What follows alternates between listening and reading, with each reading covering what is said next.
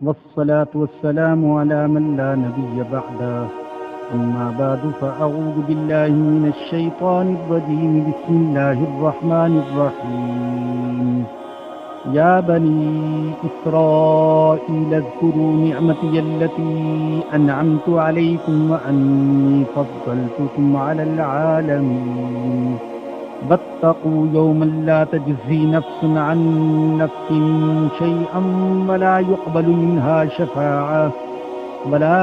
منها شفاعة ولا يؤخذ منها عدل ولا هم ينصرون وإذ نجيناكم من آل فرعون يسومونكم سوء العذاب يذبحون أبناءكم ويستحيون نساءكم وفي ذلكم بلاء من ربكم عظيم صدق اللہ العظیم۔ جیسا کہ آپ گزشتہ رکوع میں سن چکے کہ سورۃ البقرہ کی آیت نمبر 40 سے آیت نمبر 123 تک مسلسل بنی اسرائیل سے خطاب ہے۔ اس میں ان پر اللہ کی نعمتوں کا بھی ذکر ہے اور ان کی حکم عدولیوں، ناشکرے پن اور کفران نعمت کا بھی ذکر ہے، اور یہ سب کچھ اللہ نے اس لیے ذکر فرمایا تاکہ مسلمان ان اخلاقی، علمی، عملی، فکری، نظریاتی، اعتقادی غلطیوں سے بچیں جن کا شکار بنی اسرائیل ہوئے۔ ایک حدیث میں سرور دو عالم صلی اللہ علیہ وسلم نے فرمایا کہ تم بھی پچھلی امتوں کی اتباع کرو گے، یہاں تک کہ اگر وہ کسی گوہ کے بل میں گھسے ہوئے ہوں تو تم بھی ایسا کرو گے۔ عرض کیا گیا یا رسول اللہ، کیا آپ کی مراد یہود و نصارہ ہیں کہ ہم ان کی اتباع کریں گے؟ تو آپ نے فرمایا کہ اور کون، تم انہی کی اتباع کرو گے۔ تو ان آیات کو اس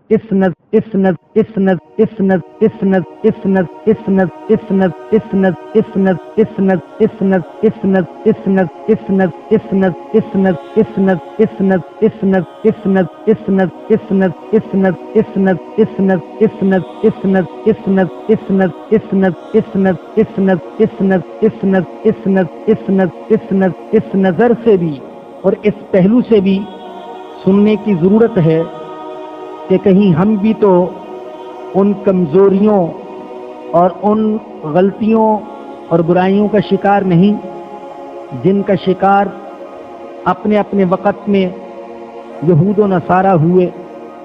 آج کے درس میں ہم نے جو پہلی آیت کریمہ پڑھی، آیت نمبر 47، اللہ فرماتے ہیں یا بنی اسرائیل اذکروا نعمتی التی انعمت علیکم، اے بنی اسرائیل یاد کرو میری ان نعمتوں کو جو میں نے تم پر کی۔ اللہ نے بنی اسرائیل پر بہت ساری نعمتیں نازل فرمائیں، کئی مصیبتوں سے انہیں نجات دی۔ ایسے مواقع پر اللہ نے ان کے لیے اسباب مہیا فرمائے جب وہ اسباب سے یکسر محروم ہو چکے تھے۔ فرعون کے ظلم سے نجات دی، سمندر میں ان کے لیے 12 راستے بنا دیے، صحرا میں تھے بادل کا سایہ مہیا فرما دیا، پیاسے ہوئے پتھر سے 12 چشمے جاری فرما دیے، بھوک نے ستایا کھانے کو کچھ نہ تھا، من سلوا کا انتظام فرما دیا۔ ارض مقدس میں ان کا داخل ہونا اور ارض مقدس کو فتح کرنا ان کے لیے ان کی کمزوریوں کے باوجود آسان کر دیا۔ کثرت کے ساتھ ان کے اندر اللہ نے انبیاء، اولیاء، صلحاء، زہاد، عباد، سلاطین، امراء اور بادشاہ پیدا فرمائے۔ من حیث القوم، کسی بھی قوم کے اندر اتنے انبیاء نہیں آئے، ایک خاندان کی حیثیت سے، ایک نسل کی حیثیت سے جتنے انبیاء بنی اسرائیل میں آئے۔ اور جیسا کہ آپ سن چکے کہ یہ بنی اسرائیل ان کا خاندانی لقب ہے، مذہبی اعتبار سے تو وہ یہود ہیں، لیکن نسلی اور نسبی اعتبار سے حضرت یعقوب علیہ السلام کی اولاد، اور اسرائیل یہ حضرت یعقوب علیہ السلام کا لقب تھا، جس کا معنی عبداللہ، اللہ کا بندہ۔ تو بنی اسرائیل یعنی یعقوب علیہ السلام کی اولاد۔ تو اللہ فرماتے کہ میری ان نعمتوں کو یاد کرو جو میں نے تم پر کی۔ میرے بزرگوں اور دوستوں، ہم میں سے ہر ایک کو انفرادی طور پر بھی اللہ کی نعمتوں کو یاد رکھنا چاہیے، اور اجتماعی طور پر بھی اللہ کی نعمتوں کو یاد رکھنا چاہیے۔ میں اگر اپنے بارے میں سوچوں تو بلا مبالغہ کہتا ہوں، ولادت سے لے کر اب تک اللہ کی اتنی نعمتیں مجھ پر نازل ہوئیں، اللہ نے اتنا کچھ عطا کیا کہ جب میں ایک طرف اللہ کی نعمتوں کو دیکھتا ہوں اور دوسری طرف اپنی کمزوریوں کو دیکھتا ہوں تو سر شرم سے جھک جاتا ہے۔ میں اللہ کی نعمتوں کا شکر ادا نہ کر سکا۔ آپ میں سے ہر ایک اللہ کی نعمتوں کو یاد کرے اور یاد رکھا کرے، بھولنا نہیں چاہیے۔ ہم میں سے بہت سے ایسے ہیں جو فقیر تھے، اللہ نے امیر کر دیا۔ بہت سے ایسے ہیں جن کے باپ دادا روٹی کے ایک ایک لقمے کو ترستے تھے، آج اللہ نے ان کو بے تحاشا رزق عطا فرما دیا۔ ان کے بڑوں کے پاس سر چھپانے کے لیے جھونپڑا بھی بڑی مشکل سے ہوتا تھا، آج وہ بنگلوں اور کوٹھیوں میں رہتے ہیں۔ ان کے آبا کو نقل و حمل کے لیے اور سفر کے لیے گدا گاڑی بھی میسر نہیں تھی، سچ کہہ رہا ہوں، گدا گاڑی بھی میسر نہیں تھی، آج وہ قیمتی گاڑیوں پر پھرتے ہیں۔ میں خود ایسے لوگوں کو جانتا ہوں، کل تک کوئی چیز نہ تھی ان کے پاس، آج اللہ نے ان کو بہت کچھ عطا فرمایا۔ اگر ہم اجتماعی اعتبار سے دیکھیں تو قیام پاکستان سے قبل ہم کن مصیبتوں کا شکار تھے۔ انگریز کے ظلم و ستم کو یاد کریں، پھر ہندوؤں کی جفاکاریوں کو یاد کریں، اپنی غربت کو یاد کریں، یہ یاد کریں کہ ہمارے پاس، اور اللہ کی شان دیکھیے کہ پاکستان کو آزادی ملی تو اس دن رمضان کی 27ویں شب تھی، نزول قرآن کی شب۔ اور میں اکثر حکیم محمد سعید شہید رحمہ اللہ کی بات نقل کیا کرتا ہوں، وہ فرماتے تھے کہ پاکستان سورہ رحمان کی تفسیر ہے۔ ایسے معلوم ہوتا ہے کہ اللہ ہم پاکستان والوں سے سوال کر رہے ہیں، فَبِأَيِّ آلَاءِ رَبِّكُمَا تُكَذِّبَانِ، تم اپنے رب کی کون کون سی نعمت کو جھٹلاؤ گے؟ یہ جو آپ کو لاقانونیت، مہنگائی، دہشت گردی، علماء کا قتل، خون ریزی، جور و جفا دکھائی دیتا ہے، تو یہ ہمارے اپنے اعمال کا نتیجہ ہے۔ اس سب کچھ میں اس دھرتی کا، اس ملک کا کوئی دخل نہیں۔ اللہ نے تو ہم کو ایک عظیم ملک، زمین کا بہت بڑا ٹکڑا عطا کیا، جہاں ہم اگر چاہتے تو آج دودھ کی نہریں بہ رہی ہوتی، جہاں ہم چاہتے، صدق دل سے چاہتے تو اللہ اور اس کے رسول کا قانون یہاں جاری ہوتا۔ ہم چاہتے تو یہاں ظالموں کے ہاتھ توڑے جاتے، مظلوموں کی داد رسی ہوتی، قانون کی بالادستی ہوتی، محمدی مساوات ہوتی صلی اللہ علیہ وسلم۔ لیکن اگر یہ سب کچھ نہیں ہے تو اس میں اس ملک کا قصور نہیں ہے، ہمارا قصور ہے۔ ہمارے اعمال کا قصور ہے، ہمارے حکمرانوں کا قصور ہے، اور ہمارے حکمران ہمارے اعمال کے نتیجے میں ہم پر آتے ہیں۔ اعمالکم امالکم، نبوت کی سچی زبان نے فرمایا جیسے تمہارے اعمال ہوں گے ویسے تمہارے حکمران ہوں گے۔ اگر ابو بکر صدیق، عمر فاروق، عثمان ذو النورین، علی مرتضی رضی اللہ عنہم جیسے حکمران چاہتے ہو تو پھر بلال حبشی، صاحب اور معاذ جیسے رعایا اور مشیر اور وزیر اور معاون بھی پیدا کرو۔ تو ان نعمتوں کو یاد رکھنے کی ضرورت ہے جو ہم پر اللہ نے کی، لیکن ہم نے اللہ کا شکر ادا نہ کیا۔ یا بنی اسرائیل، اے بنی اسرائیل یاد کرو، یوں بھی کہہ سکتے ہیں یاد رکھا کرو میری ان نعمتوں کو جو میں نے تم پر کی ہے۔ جو اللہ کی نعمتوں کو یاد رکھتا ہے اور شکر ادا کرتا ہے وہ گویا کہ نعمت کے پیروں میں زنجیر ڈال لیتا ہے، پھر نعمت اس سے ٹلتی نہیں ہے۔ جو نعمت کو بھول جاتا ہے اور شکر ادا نہیں کرتا تو پھر نعمت اس سے چھن جاتی ہے۔ اذکروا نعمتی التی انعمت علیکم وانی فضلتکم علی العالمین، اور بے شک میں نے تم کو فضیلت دی جہانوں پر۔ یہاں سوال ہوا ہے کہ سارے جہانوں پر فضیلت تو اس امت اسلامیہ کو حاصل ہے، امت محمدیہ کو، تو اللہ نے کیسے فرمایا کہ میں نے تمہیں سارے جہانوں پر فضیلت دی؟ تو بات یہ ہے کہ یہ اس وقت کی بات ہے جب پوری دنیا کفر و شرک میں ڈوبی ہوئی تھی اور اللہ نے بنی اسرائیل کو ایمان کی نعمت اور عقیدہ توحید کی نعمت عطا کی۔ یوں اللہ نے ان کے سارے جہانوں پر فضیلت عطا کی۔ اور میں نے عرض کیا کہ بنی اسرائیل ایک مخصوص قوم اور ایک مخصوص نسل کا نام ہے، تو ایک ایسی نسل، ایک ایسی قوم جس کے اندر انبیاء کثرت سے آئے، جس کے اندر اولیاء اور صلحاء کثرت سے پیدا ہوئے، اس اعتبار سے بنی اسرائیل کو دنیا کے سارے خاندانوں، نسلوں پر فضیلت حاصل، لیکن امت محمدیہ کسی نسلی، نسبی، خاندانی قوم کا نام نہیں ہے، یہ تو ایک مذہب، ایک دین، ایک کتاب اور ایک نبی کے ماننے والوں کا نام ہے۔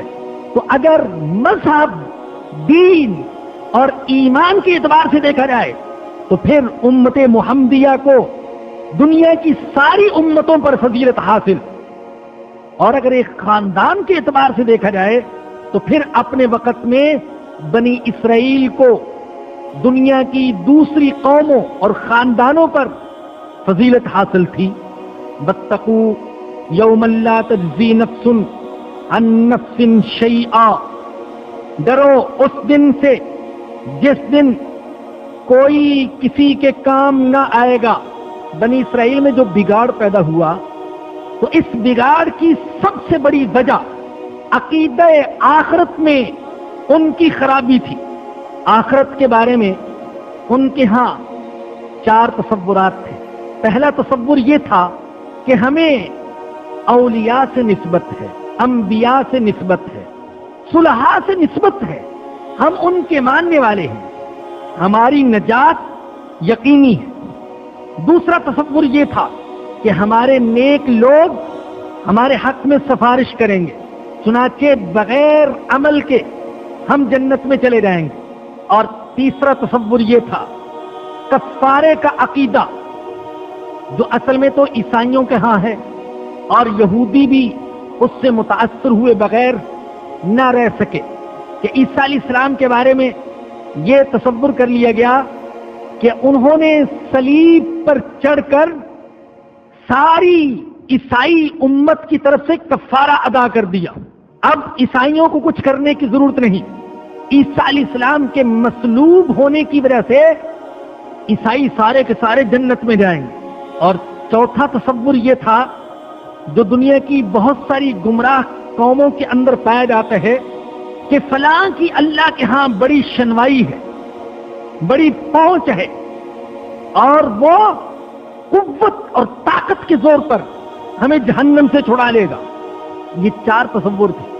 ذرا غور فرمائیے، آج ہمارے اندر بھی یہ 4 تصور نہیں ہے، یہ 4 باتیں نہیں پائی جاتی. ہم میں سے بہت سارے ہیں جن کا خیال یہ ہے کہ ہم تو لا الہ الا اللہ محمد الرسول اللہ پڑھنے والے ہیں، لہذا ہماری نجات یقینی ہے. کچھ کریں نہ کریں، چاہے کلمہ پڑھ کر ساری زندگی کلمے کے خلاف زندگی بسر کریں، ساری کی ساری زندگی کلمے کے خلاف کہیں تو لا الہ الا اللہ اور جھکے اللہ کے سوا ہر کسی کے سامنے. کہا تو یہ لا الہ الا اللہ، اللہ کے سوا کسی کے سامنے سر نہیں جھکے گا، لیکن عملاً یہ ہو رہا ہے کہ اللہ کے سامنے نہیں جھکتے، سب کے سامنے جھکتے ہیں. مغرب کے سامنے جھکتے ہیں، مشرق کے سامنے جھکتے ہیں، اقتدار کے سامنے جھکتے ہیں، روپے پیسے کے سامنے جھکتے ہیں، خاندان کے سامنے جھکتے ہیں، اور پڑھتے ہیں لا الہ الا اللہ، پڑھتے ہیں محمد الرسول اللہ، جس کا مفہوم کہ زندگی گزاریں گے تو رسول اللہ کے طریقے کے مطابق. لیکن اس پڑھنے کے بعد ہم نے غیروں کے طریقوں کو تو اپنایا، لیکن رسول اللہ کے طریقوں کو اختیار نہ کیا. اور گمان بھی یہ ہے کہ ہم چونکہ کلمہ پڑھنے والے ہیں اس لیے ہماری نجات یقینی ہے. ہم میں سے بہت سارے ایسے ہیں جن کا خیال یہ ہے کہ اللہ کے نبی اور اللہ کے نیک بندے ہماری سفارش کریں گے اور ہم جنت میں چلے جائیں گے. اس میں کوئی شک نہیں کہ نبی اکرم صلی اللہ علیہ وسلم سفارش فرمائیں گے، شہداء سفارش کریں گے، قرآن پر عمل کرنے والے حفاظ سفارش کریں گے، اللہ کے نیک بندے سفارش کریں گے. لیکن ایک بات تو یہ یاد رکھیں کہ کوئی بھی اللہ کو سفارش کے ذریعے سے مجبور نہیں کر سکتا. سفارش تو ایک اعزاز ہوگا جو اللہ اپنے مخصوص بندوں کو عطا فرمائے گا. گویا کہ بعض بندوں کے بارے میں اللہ فیصلہ کر چکا کہ ان کو دوزخ سے نکال کر جنت میں ڈالنا ہے، فیصلہ تو کر چکا، لیکن اللہ چاہتا ہے کہ اپنے کسی نیک بندے کو عزت عطا فرما دے تو اسے یہ موقع دے گا کہ فیصلہ تو میرا ہے مگر سفارش تم کر دو. دنیا دیکھے گی کہ اس کی سفارش کی وجہ سے یہ جنت میں جا رہا ہے، حالانکہ یہ فیصلہ تو میرا ہے، مجھے کوئی سفارش سے مجبور نہیں کر سکتا، مگر میں اپنے نیک بندوں کا مقام بڑھانا چاہتا ہوں. ایک حدیث میں نبی اکرم صلی اللہ علیہ وسلم نے دنیا کے معاملات کے بارے میں ارشاد فرمایا کہ جہاں اچھے کام کی سفارش ہو تو تم کرو، ہوگا تو وہی جو اللہ چاہے گا اور کیا جائے گا وہی جو شریعت کے مطابق ہوگا، لیکن تم سفارش کر کے اجر حاصل کر لو. لیکن کون سی سفارش؟ شفاعت حسنہ، اچھے کام کی سفارش، برے کام کی سفارش نہیں. یوں ہی قیامت کے دن اللہ اپنے بعض گناہگار بندوں کو عذاب سے نجات دے کر جنت کی نعمتوں میں پہنچانا چاہے گا، لیکن بظاہر بہانہ بن جائے گا اللہ کے کسی نیک بندے اور سید الانبیاء علیہ السلام کی سفارش. تو ایک بات تو یاد رکھیں کہ اللہ کا کوئی بندہ سفارش کے ذریعے سے اللہ کو مجبور نہیں کر سکتا. شفاعت جبری نہیں ہے، شفاعت قہری نہیں ہے کہ اللہ کو مجبور کر دیا جائے. اور دوسری بات یہ یاد رکھیں کہ سفارش کے قبول ہونے سے پہلے جب عرصے تک دوزخ کی آگ میں پڑا رہے گا، تو کیا اس آگ میں پڑا رہنا قابل برداشت ہوگا؟ کیا یہ آسان ہوگا؟ اللہ قیامت کے دن کے بارے میں فرماتے ہیں کہ وہ دن 50,000 سال کے برابر یا 1000 سال کے برابر، تو اگر چند دن بھی اس کو جہنم میں گزارنے پڑے تو کیا برداشت کر سکے گا؟ یہ تو یہودیوں والی جرت ہو گئی جو کہتے تھے وَقَالُوا لَن تَمَسَّنَا النَّارُ إِلَّا أَيَّامًا مَعْدُودًا، ہم جہنم میں جائیں گے مگر چند دن کے لیے جائیں گے، گویا کہ کوئی پرواہ نہیں۔ وہ کمزور انسان جو 1 منٹ کے لیے ہاتھ پر آگ کا انگارہ نہیں رکھ سکتا، وہ ایسی آگ میں کئی دن، کئی ہفتے، کئی مہینے، کئی سال کیسے گزار سکتے ہیں؟ جس آگ کا یہ حال ہوگا کہ اوپر بھی آگ، نیچے بھی آگ، دائیں بھی آگ، بائیں بھی آگ، آگے بھی آگ، پیچھے بھی آگ، لباس بھی آگ کا، جوتے بھی آگ کے، ٹوپی بھی آگ کی، آگ ہی آگ، آگ کے ستون۔ اللہ فرماتے انہا علیہم مؤصدہ فی امد ممددہ، آگ کے لمبے لمبے ستونوں میں اسے بند کر دیا جائے گا۔ کیسے گزارا کر سکے گا؟ کیسے برداشت کر سکے گا؟ تو یہ جرت کہ کوئی بات نہیں، جب تک سفارش نہیں ہوگی ہم جہنم میں رہ لیں گے، بہت بڑی جرت ہے۔